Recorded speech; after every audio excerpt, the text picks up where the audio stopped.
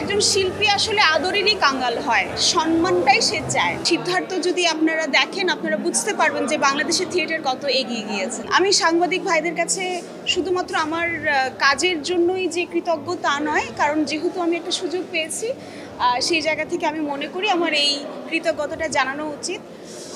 18 সালের পরে 18 সালে আমি দৃঢ়ভাবে বিশ্বাস করি আমি আজকে এখানে বসে আছি বিকজ আমার সাংবাদিক ভাইরা আমার সাথে ছিল বলে।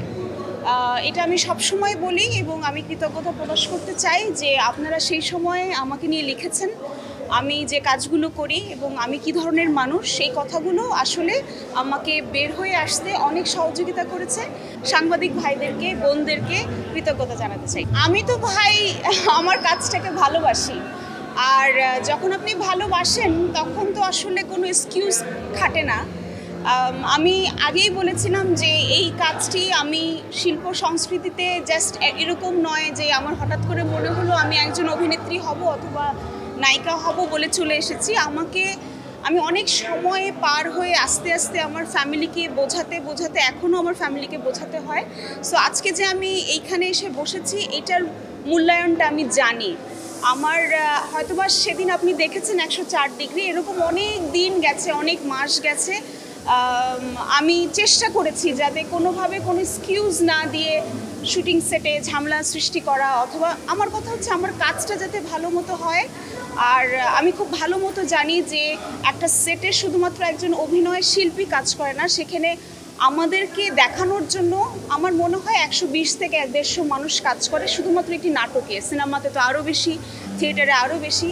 তো সকলের যে কাজটা ফেসে যাবে এবং একটি দিন নষ্ট হবে সেটা অন্তত আমি চেষ্টা করি যাতে সেটা না হয়। তবুও মাঝে মধ্যে যে একেবারেই পারি না তখন ক্ষমা চেয়ে নেই। সো এটার জন্য thank you to the directors এবং আমার কলাকুশলী যারা আছেন এবং আপনাদেরকেও যে এটা আপনারা মূল্যায়ন করছেন। Thank you. এক্সট্রিম মশার কয়েল প্ল্যান্ট ফাইবার দিয়ে তৈরি, ডেঙ্গু, চিকুনগুনিয়া বাহি সহ যে কোনো মশার বিরুদ্ধে দেয় এক্সট্রিম সুরক্ষা। আপনি যদি ডেডিকেটলি কাজ করেন এবং আপনি যদি আপনার অভিনেত্রীকে অথবা শিল্পীকে মূল্যায়ন করেন, একজন শিল্পী আসলে আদরেরই কাঙ্গাল হয়, সম্মানটাই সে চায়। যদি তার কাজের মূল্যায়নটা এবং তাকে মূল্যায়ন করা হয়, আমার দৃঢ় বিশ্বাস যে আমাদের সংস্কৃতি, বাংলাদেশের নাটক বলেন, সিনেমা বলেন, থিয়েটার বলেন, সব কিছু অনেক এগিয়ে যাবে। আমার মনে হয় কৃতজ্ঞতা জানানোটা খুব জরুরি। যেই কারণে আমি অ্যাওয়ার্ডটা পেয়েছি সেটা হচ্ছে 200 জন্য, অন্তরার জন্য, এবং সেটা আমি শ্যুট করেছিলাম কিন্তু 2023-এর এপ্রিলে।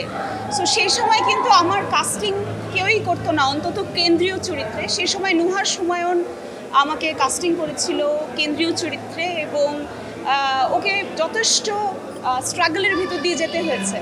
তো সেই সময় এই কাজটা আমি করতে পেরেছি এবং সেটার জন্য আজকে মূল্যায়ন পেলাম।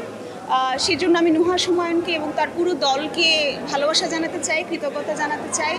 সামনে আমার রিসেন্টলি পূজাতে আমার কলকাতাতে একটা সিনেমা রিলিজ পেয়েছে। আপনাদের দোয়ায় সেটা 4টি সিনেমার মধ্যে একমাত্র হিট হিসেবে সেটা আমরা জানি। সেটার নাম হচ্ছে যত কাণ্ড কলকাতাতেই। সেটার ডিরেক্টর হচ্ছে অনিক দত্ত।